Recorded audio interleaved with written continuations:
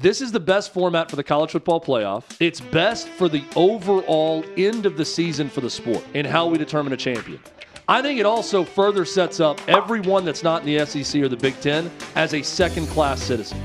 I mean, you might as well be. You screw up a format, and then you fix it a year later. You don't sit around and wait. You don't make some big controversy about it. You don't have a huge discussion. You just go ahead and do it. You fix it. Fix the seeding 1 through 12. Straight format now in the college football playoff. Nothing else really changes. Notre Dame now could be eligible for a bye. Chad, this is what it should have been like from the jump with the 12-team format. And this, of course, paves the way for 16 around the corner. You know, Dan Aykroyd's character in Tommy Boy says step 1 is identifying the problem. Step 2 is eliminating it. We saw when he smells bad in the elevator. That is exactly what the College Football Playoff Committee and, let's face it, the powers that be. We talk about the powers that be. Who are the powers that be? It's the SEC and the Big Ten. Yeah. They've decided that everyone could watch the format a year ago and see the teams that got the bye and say, boy, something feels wrong about this with Boise State and Arizona State receiving byes. And when you see who wins the national title, a team that was, the 8th seed in an 8-9 game that goes on to win it, it's pretty easy to see you need to change something. And that's what they did. I think this is for the best. Well, here's the playoff field, the 12-team field as we saw it with the byes last year. Arizona State, of course, and as Chad mentioned, Boise getting the byes with Georgia and Oregon. And funny enough, I mean, all 4 of those teams lost in their first game out of the chute. Ohio State ends up winning the title. They had the tough path. I mean, they had to go through Tennessee and then Oregon. Meanwhile, you look at what Texas or Clemson would have had to do with Arizona State or Penn State, who had SMU, and then Boise. It's when you compare it to what it would have been had we had this format last year. Well, Tennessee's hosting a game against SMU, and we'll see a different path to the college football championship. For the other one. Yeah, we'll have that, I believe. Yeah, here we go. You can see where Tennessee is hosting SMU, and Oregon, Texas, and Penn State get the byes, as it, quite frankly, should have been.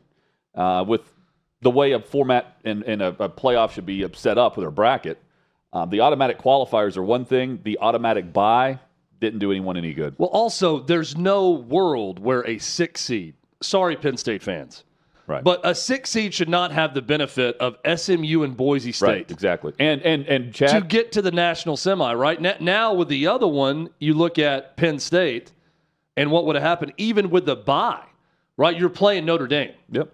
That's much more difficult than beating SMU and Boise State. Is just beating Notre Dame in one game. So that gives them the benefit of the bye, but also makes it more of a true playoff because you're getting a tougher game. Oh, let me add in, Indiana continues to, they host. You have Notre Dame, Ohio State, and then Tennessee would get a host. Tennessee's chances Tennessee got screwed as much as anybody a year ago. As a national number 7 seed, you go to the eventual national champion on the road and get your ass kicked. Well, not only that. I don't think that a national 7 seed should be going on the road to Columbus to play that game either. And that's why I say bravo, because they changed it immediately. Now it's more of a game that should have happened. Here's what Tennessee missed out on. They get SMU at home, and then they get Georgia without the starting quarterback. Yeah. So, that would have been potential semifinal path. If you want to compare Penn State's path last year, Tennessee would have had that type of path, considering that Georgia didn't have their QB. Would Nico have stayed had they gone to the national semifinal Tennessee, and won those 2 games? They would have. He would have. Yes, he would have, because they would have paid him. Yeah, maybe. Going to the semis. Look, this is the better way to go. I don't know anyone that's looking at this unless you're an Arizona State, Boise State fan and saying that this isn't. This is more of a true bracket. And Hutton, I'm with you. So often we make bad decisions in sports and life because we're stubborn. We did something. Hear everyone's opinion. Right. We did something. It's clearly foolish, but we're going to stick to it and keep doing it and keep hammering home and pounding the pavement because it's the decision we made. Right. And instead, college football is saying, yeah, we made a decision. It's the first time we've done something like this. It sucked. Ratings were not as good as we thought. It didn't give us the matchups we wanted. 2 teams that did not deserve a bye. There was fatigue with in the game. Boise State and Arizona State. Yeah. They should not have had a bye. Let's change it the next year. Let's make it better for everyone. And I think that's good. Now, better for everyone. I do find it comical that the ACC commissioner, Jim Phillips, is just, this is what's best for the sport.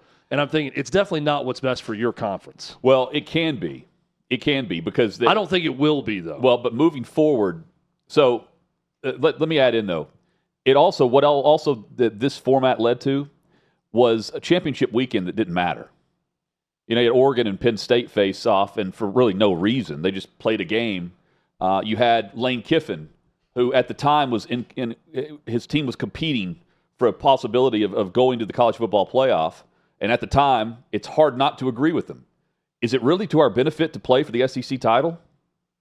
The format here leads to that, where the conference doesn't matter as much as the college football playoff as to where you're seated. Now, what Chad's alluding to is moving forward, the ACC and the Big 12, what we're going to see is a 16-team playoff and 4 teams automatic qualifiers for the SEC and the Big 10, 2 from each of the ACC and the Big 12.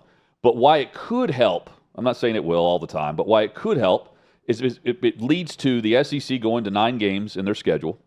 It leads to the SEC and the Big 10 possibly having a play-in game. Well, the play-in game, but you have also the Big 10 SEC Challenge, or you have to schedule a Power 4 school, and you have the championship weekend where you have the 3 seed and the 6 seed face off, and the 4 and the 5 seed from the SEC face off, and the 2 winners go to the college football playoff as the 3 and 4 seeds for the automatic qualifiers. Seeds 1 and 2, you won't have a bye in the 16-team field. You'll get the bye because you'll be seeded 1 or 2 in the SEC. You won't have to play that weekend.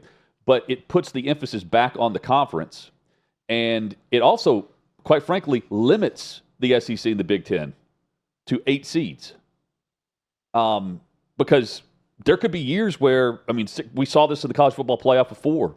There could be years where the ACC and the Big 12 look up, and all of a sudden the SEC and the Big 10 represent 12 of the 14 or 12 of the 16. Yeah. And so you're really left out at that point. At least you're guaranteed something if you're the ACC or the Big 12, because they're going to reformat and redefine strength of schedule. And that's the other reason why I think they'll have Greg Sankey will have those who will jump on board with this 9-game conference schedule, because a loss isn't going to hurt you. It's going to a win propels you, but you could be the 6th seed in the SEC and play for the right to get into the college football playoff. That's great as long as strength of schedule factors in. If you're a 4-loss team in the SEC to a 2-loss team in the ACC, you're not going to be screwed. Well, and I think that is going to be a great thing for the sport and for the conferences and for interest in the playoff and getting into the playoff. If that 6 seed versus the 3 seed, let's say, in a play-in game, are really close. If the record is the same, there's 1 game off. If it's not like a 2-game difference, because someone was really bad in the non-conference, but okay. Well, I think it's based in the SEC. Is it not based on your SEC? Right, your SEC record. Win percentage? Yes. But point being, what if one team could not beat anybody in the non-conference, had a favorable SEC schedule, and was a game worse than the team that's 3 seed, and they get to play that? I don't think it's going to be that way, because with so many teams in these conferences, there's a razor thin difference between a 6th place finisher and a 3rd place finisher, right? There's probably not much of a difference between the 10th place finisher and the 4th place finisher in these major conferences. So I think that's going to be a good thing for the sport. I also look at it and see what Pat Narduzzi is saying, head coach at Pitt, that says, let's face it, there's a perception issue that the SEC and the Big 10 are far better than the other conferences. And Pat Narduzzi says, I hate that, right? Because he's a coach in the ACC. Sure. Now, there are years where, look, that whole perception and reputation is hard-earned by the SEC and the Big 10, that they have been better than the other conferences. Now, there are years where the Big 12 or the ACC, they're going to be as good or close to as good as those conferences.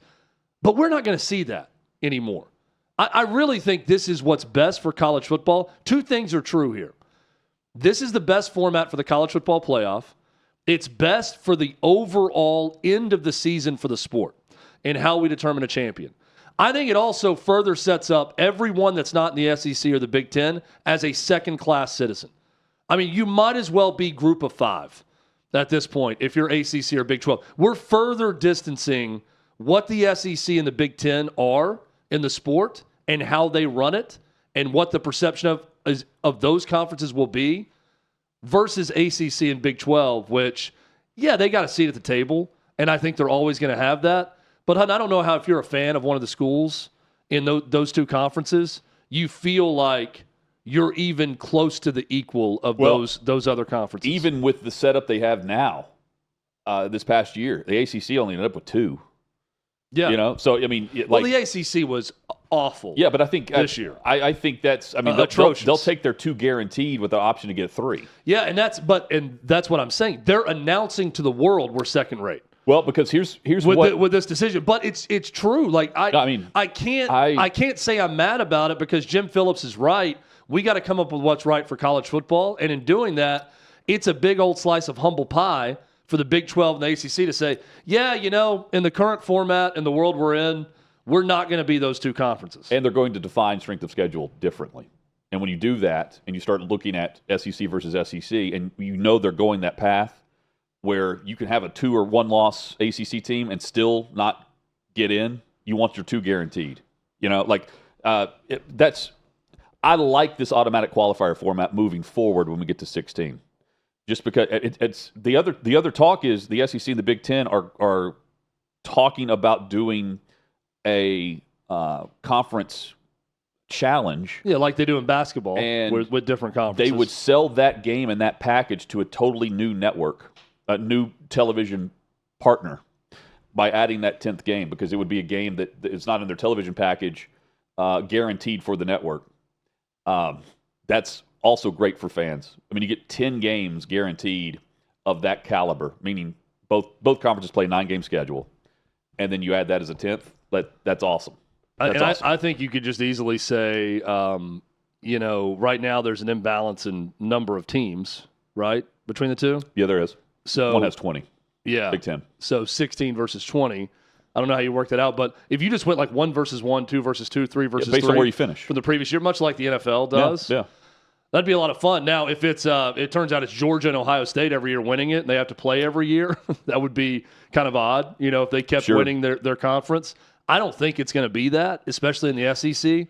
I do think the Big 10 right now is very top-heavy, and I honestly don't see a world where it's not going to be Ohio State, Michigan, maybe Oregon. I don't see Penn State winning the conference, quite frankly. But even if it is Georgia, Ohio State every year, it's not going to hurt Georgia, because to get to the SEC play-in, it's based on SEC win percentage. So that loss isn't going to hurt you within the conference to get there, and you're going to you'll get the 1 or 2 seed in the SEC based on being Georgia, even though you would have lost to Ohio State. What would be that makes sense to me? What would be amazing, Hutton, and they'll never do this, the SEC and the Big 10, because they're swinging the big at the table. Yeah. They're not going to take less and make it an actual on-field competitive thing. I would love to see the winner of that SEC Big 10 challenge get a 4th guaranteed team, and the loser has 3. So then it's a 4-3, possibly 3 from the other conference, 2-1 scenario, and that eliminates 1 guaranteed team. So the head-to-head matchup at the end, if it's not a tie, you get to take one away. You have a 11-game schedule, and whoever wins that challenge, they get the more automatic qualifiers for the end of the season. It's like what the Major League Baseball All-Star Game did that didn't work because it's an All-Star game. Every game, and you're just throwing guys together to play so competitively. It shouldn't happen that way. But remember, they had if the NL won or AL won, they got to host. They got the home field advantage in the World Series. That's right. I would love to see actual stakes like that between the Big 10 and the SEC. So let's settle this thing on the field. I love it. I mean, North versus South. Man, let's go. I love the brainstorming here. I like the fact that they fixed what didn't work last year, and moving forward. Let's face it here. Some years the ACC, the Big 12 will be happy with getting 2 automatic qualifiers. Other years, it's going to suck. But at least you're guaranteed 2 going up against the Big 10 and the SEC. Yeah, I think that if the format we talked about happened with the SEC Big 10 Challenge, what would happen with that is the SEC would love the bottom half of their league at that point. Oh, yeah. Because I think that's where they would feast. Oh, yeah. Like, I think Ohio State can beat anybody in the SEC. I think Michigan in good years can beat anybody in the SEC. Yep. I think Oregon could beat most everybody in the SEC. I don't think Northwestern and Illinois and teams that typically are at the bottom of the conference, Nebraska, I don't think Nebraska is beating Auburn most years, right? Like, let's pick somebody in the middle of the conference in most seasons. That's where the SEC would dominate. And I final thought for me as we get ready for Trey Wallace. Look, I in this sport, I prefer regular season. This puts the emphasis back on regular season when they expand to 16. And maybe because it's about the race to get to that championship weekend. And maybe, by the way, that's what we find out. I found that out as the playoff wore on. Yeah. There was fatigue with it where I wasn't as excited about best the games Final are early. Four. Yeah. Yeah, but the first games, right? That first right. Friday night, Indiana, Yes. Notre Dame, like, man, this is That's awesome. awesome. Yeah. Cold weather, night game, Notre Dame, let's go. Yep. And then as we got to the next weekend, I'm thinking, I just don't. Well, but it was the automatic buys. You just kind of knew it was going to be flat. I can't get excited about Boise State, Penn State. I agree. In the next round, right? I wasn't as excited about Oregon, Ohio State as I thought I would be. And we knew SMU, Penn State was going to be what it was. And that's right. I mean, and maybe that's what we end up seeing. Another winner's Notre Dame. We love the NFL playoffs. You know, another winner's Notre Dame. We may not love the college football playoffs as much as we thought. Maybe not. But what I do love is I love the regular season in college football. No doubt. And I would rather have the focus on getting to that first weekend in December and making that race impactful instead of having a coach say, maybe it's not to our benefit to play in that game. That kills the regular season for me. Yeah, you cannot beat a college football Saturday, and trying to transpose the college football Saturday to a December playoff weekend is never going to be as good as the divisional round of the NFL playoffs. No. So that's where the two sports are very different. But you can't have Lane Kiffin, and I understand what he's saying.